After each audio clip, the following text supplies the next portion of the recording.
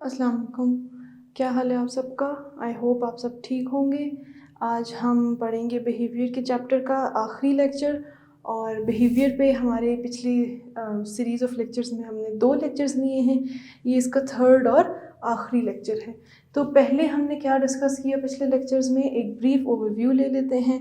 पहले हमने डिस्कस किया कि बिहेवियर होता क्या है। फिर हमने देखा कि बिहेवियर की डेफिनेशन को हमने एक्सप्लेन किया कि क्या आपको एक सिग्नल या स्टिमुलाई एक ऑर्गेनिज्म को जब मिलता है और जो वो रिस्पॉन्स या रिएक्शन देता है उसके बदले में जो जवाबी कार्रवाई करता है with relation to its environment या फिर किसी और ऑर्गेनिज्म के प्रेजेंस में या किसी और जो है जानदार को देखते हुए या उसकी किसी सिग्नल के अंदर, मतलब या उसे इन्वायरमेंट से स्टिमुलस आया हो या किसी और जानदार से आया हो, तो उसमें जो वो रिस्पॉन्स देता है उसे हम कहते हैं बिहेवियर। फिर हमने डिस्कस किया नेचर ऑफ बिहेवियर, कौन से फैक्टर्स होते हैं जो बिहेवियर को इन्फ्लुएंस करते हैं, जो आपके बिहेवियर को चेंज कर सकते हैं। उसके बाद हमने 2 मेजर टाइप्स ऑफ बिहेवियर्स देख लिए। एक था आपका इनेट बिहेवियर या इनबॉर्न बिहेवियर, जो कि इंसान के अंदर हमेशा से पैदाइशी तौर पे मौजूद होता है। फिर हमने इंसान बजाय कहने के ज़्यादा बेहतर लफ्ज़ होगा ऑर्गेनिज्म, जानदार के अंदर जो पैदाइशी तौर पे मौजूद होता है वो इनेट या इनबॉर्न बिहेवियर। फिर इनेट बिहेवियर में 2 कैटेगरीज आती हैं, एक होता है टैक्सिक्स और एक होता है ट्रॉपिज्म। फिर हमने उनकी एग्जांपल्स और फर्दर उसकी एक्सप्लेनेशन देखी कि कौन सा जानवर कौन सी तरह की ट्रॉपिज्म दिखाता है, क्या होता है, क्या टाइप्स होती हैं। फिर हमने डिस्कस किया कि लर्निंग बिहेवियर क्या होता है, जो कि हमारे पिछले लेक्चर का टॉपिक था। उससे पहले हमने देखा कि बायोलॉजिकल रिदम्स क्या होते हैं, सर्कैडियन रिदम्स क्या होते हैं, क्रैब्स कौन सा रिदम दिखाते हैं, हाइबरनेशन क्या होती है, एस्टिवेशन यानी समर स्लीप क्या होती है। फिर हमने देखा कि लर्निंग बिहेवियर पे हमने डिस्कशन की, उसके कैरेक्टरिस्टिक्स देखे कि वो अडेप्शन के लिए इम्पॉर्टेंट होता है, उन जानवरों में ज़्यादा होता है जिनकी लाइफ स्पैन, जिनकी ज़िंदगी का दौरानिया बड़ा होता है, जिनका ब्रेन और उनके neuronal circuits, nervous system well developed होता है। उन जानवरों में लर्निंग बिहेवियर बहुत ज़्यादा कह सकते हैं ज़्यादा प्रेजेंट किया जाता है, ज़्यादा शो होता है या डिमॉन्स्ट्रेट होता है। फिर हमने लर्निंग बिहेवियर की डिफरेंट टाइप्स पढ़ी, जो कि थी अगर आप देखें स्टार्ट से तो क्या थी, एक बिल्कुल शुरू में हमने पढ़ा हैबिचुएशन, फिर हमने पढ़ा इम्प्रिंटिंग, फिर हमने एग्जांपल्स देखी उनकी, हमने साइंटिस्ट के एक्सपेरिमेंट्स देखे कि किस साइंटिस्ट ने इस ख़ास किस्म की लर्निंग बिहेवियर को किस तरह से डिमॉन्स्ट्रेट कराया है एक्सपेरिमेंट के थ्रू, किस तरह से बताया है, एक्सप्लेन किया है। फिर हमने उसके बाद पढ़ी क्लासिकल कंडीशनिंग रिफ्लेक्स, जो है आपके क्लासिकल कंडीशन रिफ्लेक्स टाइप 1 जिसे कहते हैं। फिर हमने ट्रायल एंड एरर लर्निंग पढ़ी। फिर हमने पढ़ी लेटेंट लर्निंग क्या होती है, ठीक है, या स्पेशल लर्निंग। फिर हमने पढ़ी इनसाइट लर्निंग, जो कि चिंपैंजीज डिमॉन्स्ट्रेट कर रहे थे। तो ये 6 टाइप्स ऑफ लर्निंग बिहेवियर्स हमने डिस्कस किए। आज का जो हमारा टॉपिक ऑफ डिस्कशन है वो है सोशल बिहेवियर। हमने इनेट बिहेवियर, लर्निंग बिहेवियर डिस्कस कर लिए। अब आज का जो टॉपिक है वो है सोशल बिहेवियर। जैसे मैंने इस लेक्चर के शुरू में बोला था कि ये लेक्चर कोई बहुत ज़्यादा इसमें डिटेल कॉन्सेप्ट नहीं है कि एक हार्मोन यहाँ काम कर रहा है, एक नर्वस सिस्टम में यहाँ से सिग्नल्स यहाँ जा रहे हैं, ये रिलीज़ हो रहा है, ये न्यूट्रिएंट कम हो रहा है, ये कैल्शियम ज़्यादा हो रही है, सोडियम कम हो रही है। इस तरह का कोई मैकेनिज्म इसमें ख़ास नहीं है। हमने सिर्फ इसमें थ्योरेटिकली इन चीज़ों को देखना है और समझना है, ठीक है। तो इसके लिए हम बुक से डिस्कशन करते जाएंगे। अच्छा, अब सोशल बिहेवियर क्या है? वो बिहेवियर जो एक लोकेलिटी में, एक ग्रुप में, एक जो है ऑर्गेनिजम्स की, एक स्पीशीज़ जो है जानदार की कोई एक ख़ास किस्म जो है जो अपने इंडिविजुअल्स के साथ इंटरेक्शन करती है और ग्रुप्स में रह के जो तरीक़ेकार जो बिहेवियर वो डिस्प्ले करती है अपने लिविंग और अपनी स्पीशी के इंडिविजुअल्स के साथ, उसे हम कहेंगे social behaviour. It increases the efficiency and effectiveness of the species over the individuals of other species. क्या मतलब कि एक ग्रुप में रहने वाले जानदार, एक स्पीशी के ऑर्गेनिजम्स किस तरह से रहते हैं और दूसरे किस तरह से रहते हैं, इनमें एक जो ग्रुप है उस एक सोसाइटी में क्या बेहतरियां हैं और दूसरे में क्या कमियां हैं। तो इनके जो हम कहें क्या कहते हैं इसे कंपैरिजन्स, किसकी ज़्यादा इफेक्टिबिलिटी है, किसकी ज़्यादा मौसर तरीके से कौन ज़्यादा अच्छे बेहतर तरीके से कौन रह रहा है, तो ये हमारी सोशल बिहेवियर की डिस्कशन होती है, ठीक। और इस पे ये पता चलता है कि अगर एक ग्रुप ए है और ग्रुप बी है, दो स्पीशीज़ हैं, ग्रुप ए ने ज़्यादा अच्छी तरह के तरीके ज़िंदगी के बिहेवियर के अपनाए हैं तो वो ज़्यादा फ्लोरिश करेंगे, उनके बढ़ने के चांसेस ज़्यादा होंगे। अच्छा, अब हम इसमें ज़रा कुछ चीज़ें डिस्कस करते जाते हैं। एक होता है हॉस्टाइल बिहेवियर या हेल्पफुल इंट्रा-स्पेसिफिक इंटरेक्शन। ठीक है, हॉस्टाइल का मतलब होता है जंगली, जुनूनी, ज़ोर का। एक हॉस्टाइल और इसका उल्टा helpful. Hostile and helpful intra-specific. अब इंट्रा-स्पेसिफिक मतलब, इंट्रा मतलब होता है दरमियान, अंदर। एक जैसे इंटरनेशनल यानी एक मुल्क से दूसरे मुल्क, international flights from Pakistan to Dubai, international. या इंटर प्रोविंस मतलब बलूचिस्तान पंजाब, बलूचिस्तान सिंध का कंपटीशन, इंटरनेशनल कंपटीशन। तो इंटर प्रोविंशियल कंपटीशन। ठीक है, इंटर प्रोविंशियल कंपटीशन, दो अलग प्रोविंसेस, दो सूबों के दरमियान। या इंटर कॉलेज कंपटीशन, दो कॉलेजेस के दरमियान कंपटीशन। जबकि इंट्रा स्कूल कंपटीशन क्या होगा, एक स्कूल के अंदर ही। तो इंट्रा नेशनल फ्लाइट क्या होगी, ये एक मुल्क के हिस्सों के अंदर ही। तो इंट्रा स्पेसिफिक इंटरेक्शन मतलब स्पेसिफिक स्पीशीज़, एक लिविंग ऑर्गेनिजम्स की एक स्पीशी के दरमियान ही, एक के दरमियान ही। ठीक है, एक स्पीशीज़ के दरमियान जो इंटरेक्शन। कौन सा, हॉस्टाइल और हेल्पफुल। अब हम इसकी एग्जांपल्स देखते हैं कि कैसे होती हैं। अच्छा, हॉस्टाइल जो जंगली, जुनूनी, किस तरह का एक स्पीशी के दरमियान इंटरेक्शन होगा। और हेल्पफुल मदद करने वाला, स्वीट, किस तरह से होगा।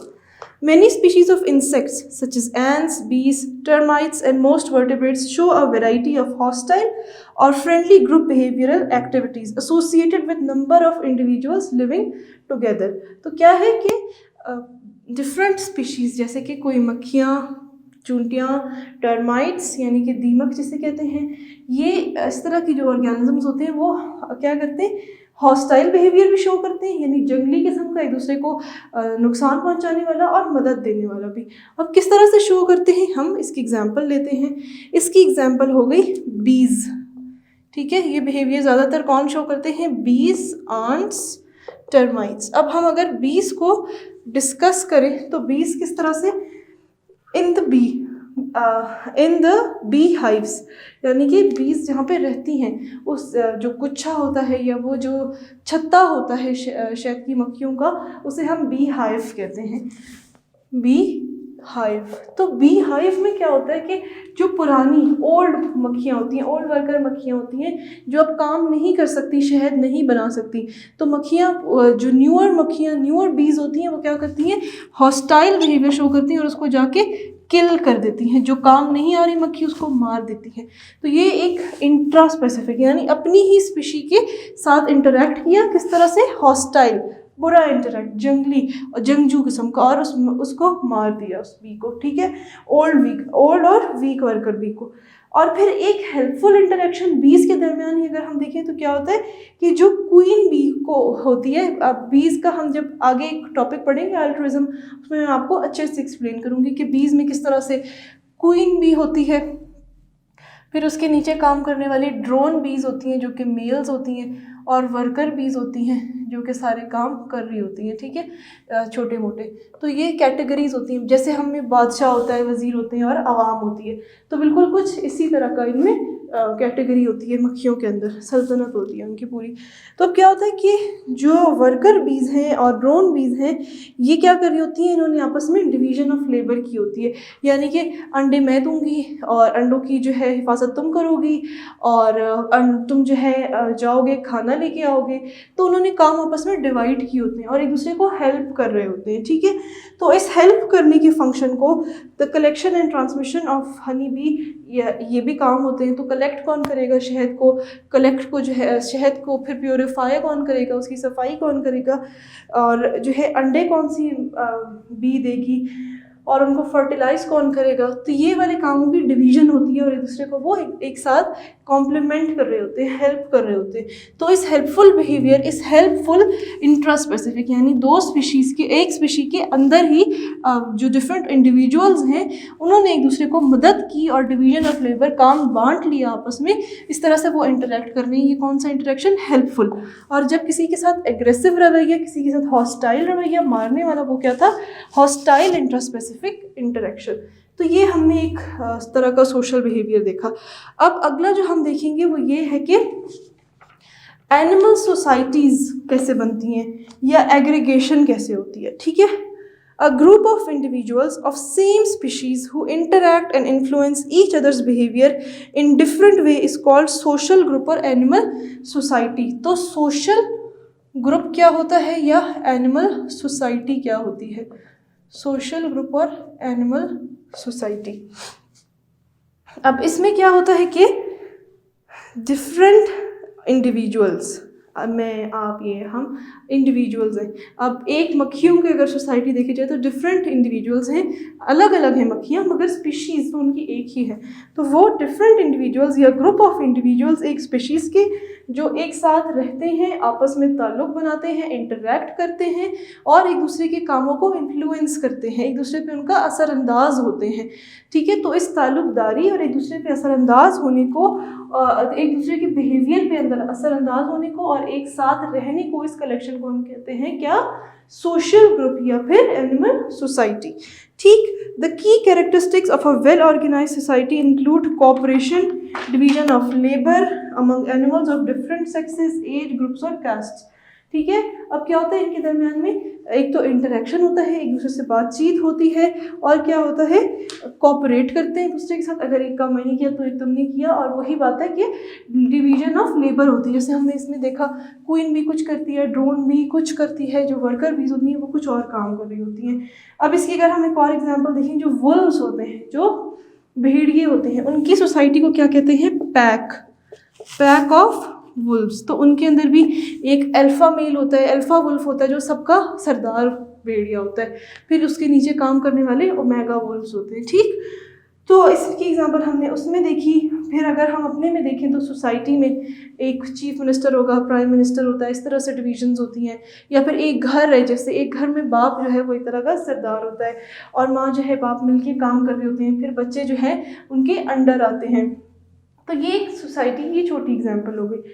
अच्छा, अब ये तो हमने डिस्कस किया सोसाइटी या सोशल ग्रुप में क्या होती है, कोऑपरेशन होती है और डिवीजन ऑफ क्या होते हैं, कोऑपरेशन होती है, आपस में इंटरेक्शन होता है, डिवीजन ऑफ लेबर होता है। लेकिन अगर हम देखें ये किस में, सोशल ग्रुप या सोसाइटी में, अगर हम देखें कि एग्रीगेशन क्या होती है, तो एग्रीगेशन सिर्फ ये होती है कि कुछ लिविंग ऑर्गेनिजम्स, कुछ जानदार इंडिविजुअल्स एक साथ रह तो रहे हैं, बस वो सिर्फ एक साथ रह रहे हैं, ना वो एक दूसरे की कोई ख़ास मदद कर रहे हैं, ना वो जो है दूसरे के साथ कोऑपरेट कर रहे हैं, ना उन्होंने अपने काम बांटे में, मतलब एक ग्रुप में रहने वाले अपना खाना खुद लेकर आते हैं, अपने हर काम अपना खुद कर रहे होते हैं, तो उनमें डिवीजन ऑफ लेबर नहीं होती। जैसे इसकी एग्जांपल अगर हम लें तो क्या होगी, फॉर एग्जांपल बफेलोज, जो भैंसें होती हैं बहुत सारी एक साथ रह रही होती हैं, मगर अपने काम वो सारे खुद कर रही होती हैं। फिर फ्लॉक ऑफ बर्ड्स, परिंदों का अगर एक गौल देखें तो वो भी इसी तरह से होता है कि हर परिंदे ने अपने आप को बचाना खुद होता है,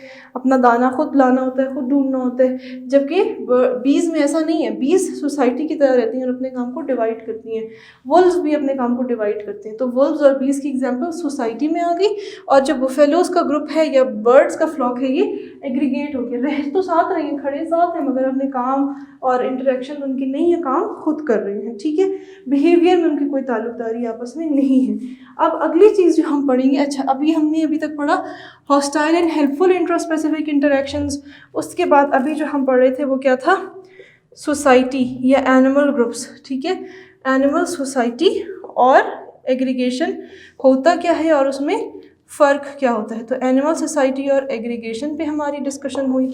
नाउ वी विल डिस्कस कि एगोनिस्टिक बिहेवियर क्या होता है। Agonistic behaviour, what is agonistic behaviour. अच्छा, this type of social behaviour occurs in competitive situations, ठीक है। एगोनिस्ट, एगॉन का मतलब होता है स्ट्रगल करना। तो जब कोई कम्पिटिटिव सिचुएशन है, जब आपको कोई कंपटीशन है या कोई खतरे की सिचुएशन है या कहीं पे लड़ाई करनी है, कोई थ्रेट है, कोई आपको जो है धमकी है किसी की तरफ से, एक जानदार को, लिविंग ऑर्गेनिज्म को, एक पॉपुलेशन के अंदर, तो एक आपस में इंडिविजुअल्स में, एक स्पीशी के, या ये एक स्पीशी है, एक ग्रुप रह रहे हैं एक जंगल में और दूसरा ग्रुप ऑफ ऑर्गेनिजम्स रह रहे हैं, इन दोनों के दरमियान कोई लड़ाई है या कोई झगड़ा है, कोई मसला है, तो उसमें जो बिहेवियर एग्जिबिट होगा, जो बिहेवियर वो दिखाएंगे, उसे हम कहेंगे एगोनिस्टिक बिहेवियर, ठीक है। अब agonistic behaviour is displayed to maintain social order such as territoriality and dominance hierarchy. अब एगोनिस्टिक बिहेवियर में हम दो चीज़ें पढ़ेंगे,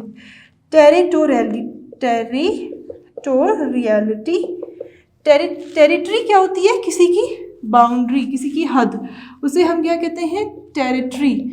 जैसे कि हम कहते हैं कि कश्मीर जो है वो डिस्प्यूटेड टेरिटरी है, वो टेरिटरी जिस पे झगड़ा है, वो इलाका जिस पे झगड़ा है, जो कि कोई इंडिया कहता है कि हमारी है और पाकिस्तान कहता है कि हमारी है, ठीक। तो ये डिस्प्यूटेड टेरिटरी है। अब टेरिटरी इलाका या कोई जगह या बाउंड्री, तो टेरिटोरियल बिहेवियर उसे हम क्या कहेंगे, टेरिटोरियलिटी या टेरिटोरियल बिहेवियर। और दूसरा क्या है, डोमिनेंस हायरार्की। डोमिनेंस हायरार्की के एक हायरार्की होती है ना, एक किंग होता है, फिर क्वीन होती है, फिर प्रिंस होता है, प्रिंसेस होती है, उसके नीचे काम करने वाले वजीर होते हैं। तो इस तरह से डोमिनेंस हायरार्की, सबसे डोमिनेंट कौन होता है, किंग होता है, और हायरार्की यानी कि बड़े से छोटे को जाना। टेरिटोरियलिटी क्या है, अपने इलाके की इजारादारी बना लेना। ये वाला बिहेवियर जो जानवरों में होता है, अपने अपने इलाके बना लेना और अपने इलाके में अपनी छोटी छोटी हुकूमत कायम कर लेना, इसे क्या कहेंगे, एगोनिस्टिक बिहेवियर की एक टाइप है। हम क्या पढ़ रहे हैं, सोशल बिहेवियर्स। सोसाइटीज़ में एनिमल्स की, जानवरों की, इंसानों की सोसाइटीज़ किस तरह से आपस में इंटरेक्ट करती हैं और किस तरह से वो प्रेजेंट कर रही होती हैं एक दूसरे को। तो अब हम इसमें देखते हैं कि डिटेल में कि टेरिटोरियल बिहेवियर क्या होता है, कौन कौन से जानवर किस तरह से टेरिटोरियल बिहेवियर दिखा रहे होते हैं। तो सबसे पहले हम अगर देखें तो टेरिटोरियलिटी क्या होती है, the method by which an animal और group of animals protect their territory from intrusion of other species, यानी कि अपने इलाके को, अपनी जगह को जब जिस तरह से जानदार बचा के, इंडिविजुअल्स या ऑर्गेनिजम्स अपने इलाके को बचा के रखते हैं, संभाल के रखते हैं, बाहर की किसी अटैक वगैरह से उसको कंट्रोल में रखते हैं, उसे हम क्या कहते हैं, टेरिटोरियलिटी या टेरिटोरियल बिहेवियर। ऐसे बिहेवियर को, ऐसी हरकत और सकनात को जो हमें दूसरों के इंट्रूजन या इन्वेजन या किसी बैरूनी हमले से बचाने में अपने इलाके को मदद दें, और इस तरह की जो हम बिहेवियर अपनाएंगे उस बिहेवियर को कहेंगे टेरिटोरियल बिहेवियर या फिर टेरिटोरियलिटी, ठीक।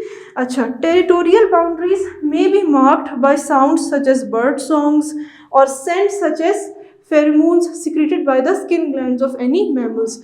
अब टेरिटोरियलिटी का बिहेवियर किस तरह से शो करते हैं जानदार, कि वो अपने इलाके को मार्क करने के लिए, ये मेरी ज़मीन है, ये मेरा इलाका है, मुख्तलिफ़ किस्म की आवाज़ें निकालते हैं। जंगल में जो है ना, इस तरह की जो बिहेवियर है ये काफ़ी ज़्यादा प्रिवेलेंट होता है, ज़्यादा दिख रहा होता है।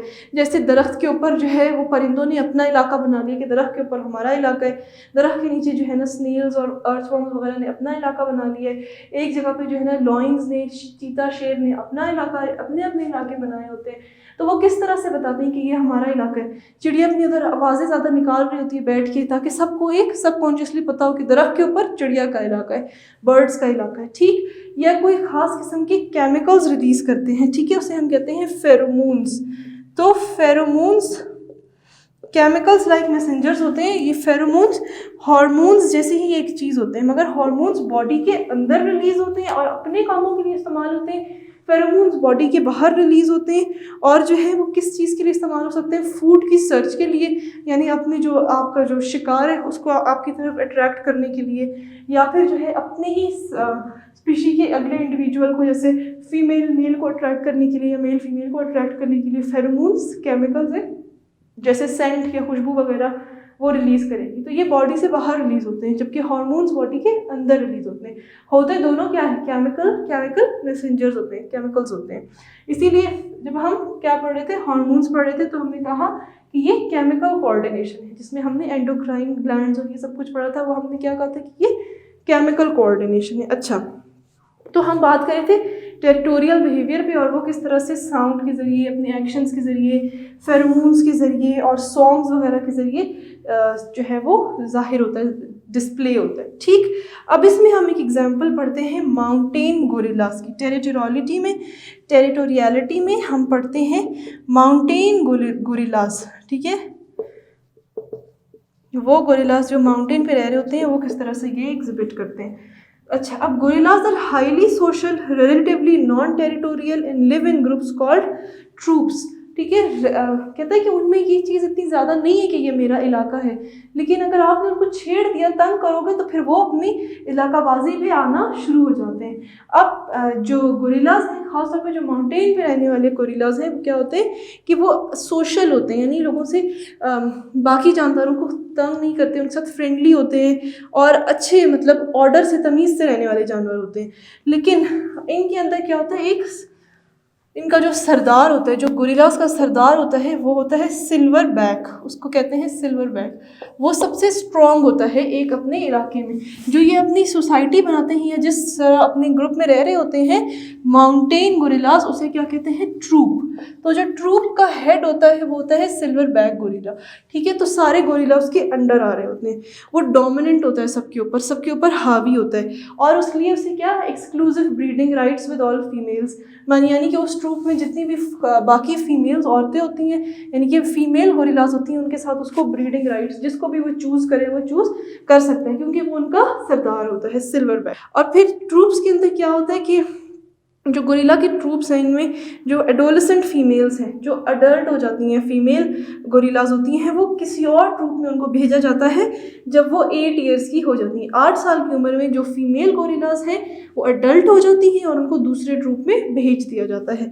जबकि एडोलेसेंट मेल्स, जो अडल्ट मेल्स हो जाते हैं, वो अपने ही ट्रूप में रहते हैं, और अपने ट्रूप में वो तब तक रहते हैं जब तक कि वो इस काबिल ना हो जाए कि वो अपना एक अलग ट्रूप बना लें, अपनी एक अलग ग्रुप बना लें और उसके सिल्वर बैक, यानी उसके वो सरदार बन जाए। तो तब तक वो एक ही ट्रूप में रहते हैं। जब उनके अंदर इतनी पावर हो जाती है कि वो अपना अलग से एक ट्रूप बना लें और खुद से सरदार बन जाए, तो वो अलग हो जाते हैं। मेल्स का ये किस्सा होता है। जबकि फीमेल गोरिल्लास एक ट्रूप से दूसरे ट्रूप में 8 साल की उम्र में ट्रांसफ़र हो जाती हैं। अच्छा, गोरिल्लास हर वक्त एग्रेसिव नहीं होते, हॉस्टाइल बिहेवियर की शो नहीं करते, लेकिन अगर जो है इन्हें तंग किया जाए या फिर कभी कभी ये क्या करते हैं अपने, क्योंकि गोरिल्लास अपने 4 पाँवों पे खड़े होते हैं ना, एक हम इंसान 2 पाँवों पे चलते हैं, गोरिल्लास, मंकीज, चिंपैंजीज या एप्स हो गए, बनमानस वगैरह, ये अपने 4 पाँवों पे चलते हैं। तो कभी कभी क्या होता है, ये अपने 2 पाँव पे खड़े होकर और इस तरह हाथ मारते हैं अपने सीने पे। इसे क्या कहेंगे, पाउंडिंग ऑन देयर चेस्ट, अपने सीने पे पाउंड करते हैं। ठीक है, तो ये जब सीने पे यूं यूं हाथ मारते हैं और आवाज़ें बड़ी बड़ी निकालते हैं, तो ये क्या होता है, ये अपनी टेरिटोरियल बिहेवियर शो कर रहे होते हैं कि ये मेरा इलाका है और मैं यहाँ का सिल्वर बैक हूँ, इस ट्रूप का मैं सरदार हूँ, इसका मैं मालिक हूँ। ठीक है, और ये कोई वायलेंट नहीं होता कि वो किसी को मारने के लिए नहीं कर रहे होते, बस सिर्फ वो दिखावे के लिए ये कर रहे होते हैं, अपना रोब जमाने के लिए उस जगह पे ये कर रहे होते हैं। तो ये उनका एक तरीक़ेकार होता है। ठीक, ये हमने डिस्कस की टेरिटोरियलिटी या टेरिटोरियल बिहेवियर की एक एग्जाम्पल। अब इसकी एक और एग्जाम्पल है गिबन मंकीज। गिबन मंकीज क्या होते हैं, ये जो है अपनी टेरिटरीज, अपने इलाके को डिफेंड करने के लिए विजुअल और वोकल डिस्प्लेज ये भी करते हैं। ठीक है, अब इनकी जो मीटिंग पेयर है उसकी जो वॉइस है वो 1 किलोमीटर तक, इतनी आवाज़ें निकालते हैं कि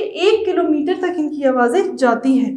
ठीक है, फिर उसमें क्या होता है कि किस तरह से आवाज़ें निकालते हैं, जो मेल है या फिर कभी कभी फीमेल्स भी, ज़्यादातर मेल्स और कभी कभी फीमेल्स, वो मतलब गाने टाइप गाते हैं, ऐसी सुरीली सी आवाज़ें निकालते हैं जो कि अपने बाकियों को, जैसे अगर सारे मर्द, सारे मेल्स तकरीबन ये काम करते हैं, आवाज़ें प्यारे प्यारे गाने गाते हैं अपनी तरफ फीमेल को अट्रैक्ट करने के लिए, और कुछ कुछ फीमेल्स भी ये करती हैं अपनी तरफ मेल गिबन मंकी। ये हम किसकी एग्जांपल पढ़ रहे हैं टेरिटोरियलिटी में, गिबन मंकी की। ठीक है, तो कुछ फीमेल्स भी ये गाने टाइप गाती हैं और अपनी तरफ मेट्स को, अपनी तरफ दूसरे जो पार्टनर है उसको अट्रैक्ट करती हैं, या फिर वो इस तरह से अपनी टेरिटरी की, अपने इलाके की मशहूरी कर रही होती हैं, उसको एडवर्टाइज करने के लिए, उसको इन्फोर्स करने के लिए कि ये मेरा इलाका है, तो वो बड़ी बड़ी आवाज़ें निकाल रहे होते हैं। The song can be used to identify not only which species of gibbon is singing but the area it is from,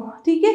और वो इतना स्पेसिफिक होता है कि जो ये अगर एक इस वाले पहाड़ पे जो गिबन मंकीज़ रहते हैं और इस वाले पहाड़, दोनों का गाने का तरीका भी अलग होगा, और इससे क्या पता चलता है कि ये कौन सी स्पीशीज़, कौन से तरह वाले गिबन मंकी गा रहे हैं। हर तरह वाले भी अलग होते हैं, इवन जो अलग उनकी हर जगह पे जो अलग अलग रहने वाले होते हैं उनके सॉन्ग अलग तरह के होंगे। एक सोसाइटी में, एक स्पीशी में, एक जो उनकी टेरिटरी है, एक टेरिटरी वालों का सेम होगा लेकिन दूसरी टेरिटरी वालों से अलग होगा। हालांकि वो इंडिविजुअल की स्पीशीज़ हो सकता है सेम ही हो, मगर उनका इलाका अलग, तो उनका बिहेवियर, उनका ये बिहेवियर है ना कि वो आवाज़ें निकाल रहे हैं, सोलो सॉन्ग्स गा रहे हैं, तो उनका ये बिहेवियर अलग होगा। तो ये उनका बिहेवियर एक टेरिटरी की वजह से अंदर रहने से सेम है और दूसरी टेरिटरी से, एक टेरिटरी का यानी एक इलाके का दूसरे इलाके से अलग होगा। तो ये हमने डिस्कस कर लिया टेरिटोरियल बिहेवियर को। अब आती है डोमिनेंस हायरार्की, ठीक है। डोमिनेंस मतलब किसी का किसी पे हावी हो जाना, किसी का किसी पे डोमिनेंट हो जाना, और फिर उसके बाद उसके नीचे एक उससे छोटा, फिर उससे छोटा जानदार। अब ये एग्जांपल हम इसकी देखेंगे तो समझ आ जाएगा। It is a social structure within a group of animals in which certain individuals are dominant over others. The dominant individual able to claim access to better resources in the form of mates, shelter, food and other desirable commodities.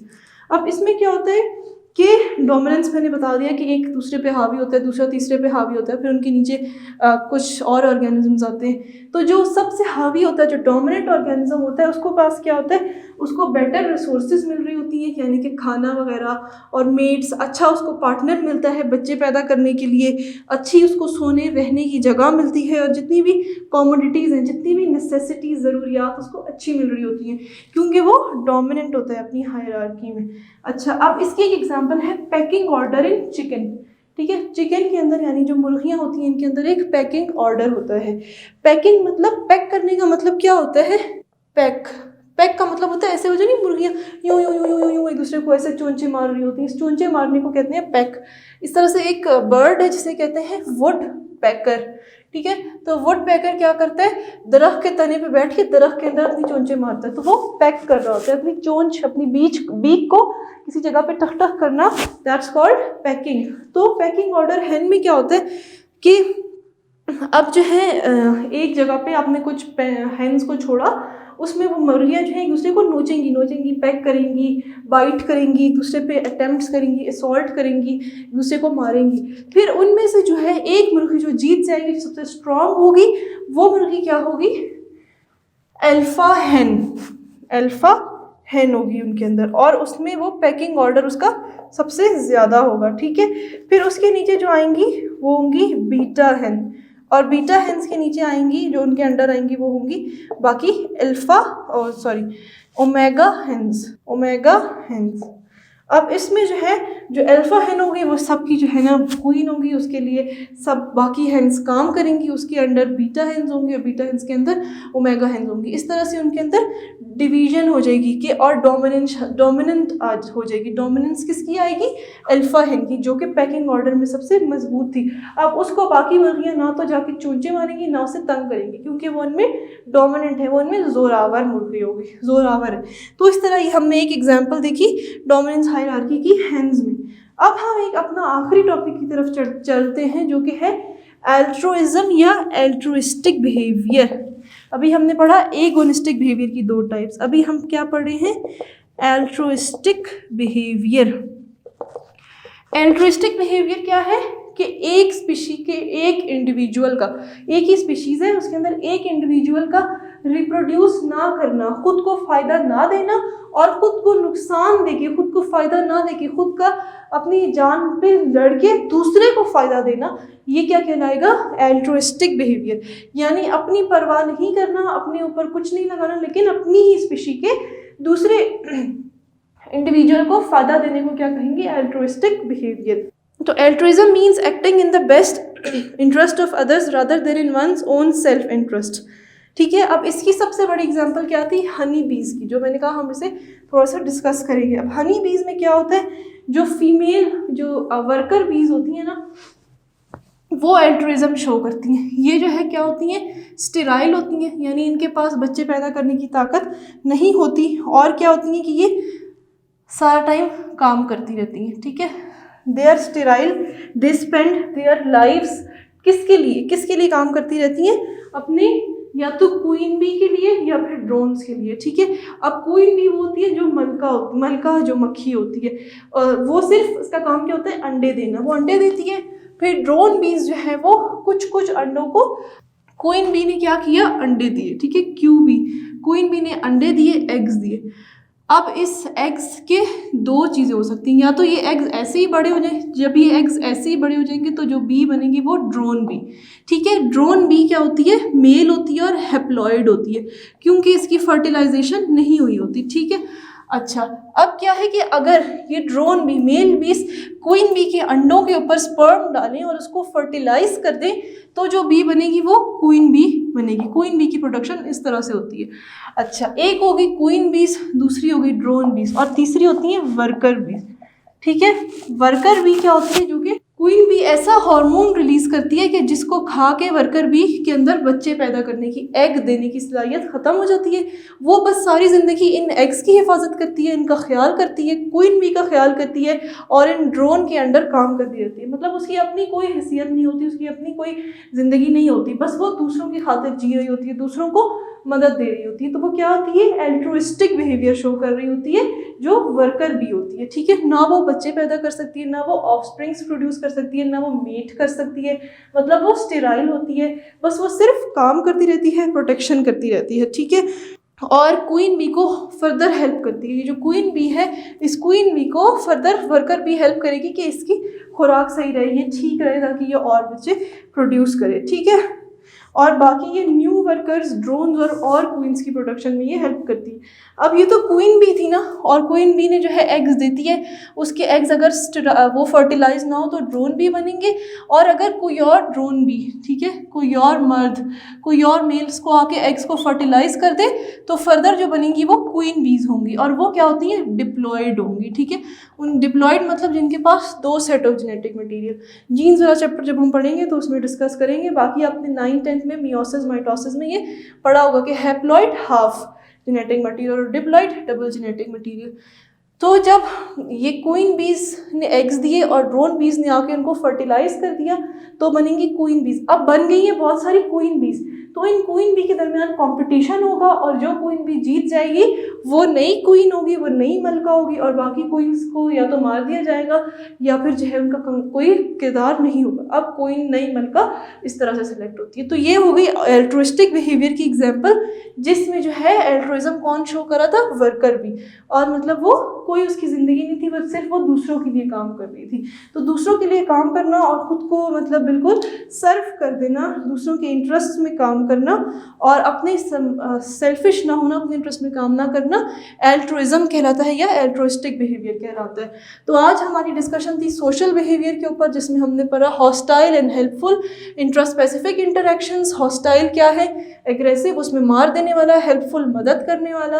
फिर हमने पढ़ा society and aggregation. खाली society क्या होती है, society में एक दूसरे के साथ कोऑर्डिनेशन होती है, डिवीजन ऑफ लेबर होती है, जबकि एग्रीगेशन में नहीं होती, सिर्फ साथ रह रहे होते हैं, जैसे कि बुफेलोज और बर्ड्स का वॉर।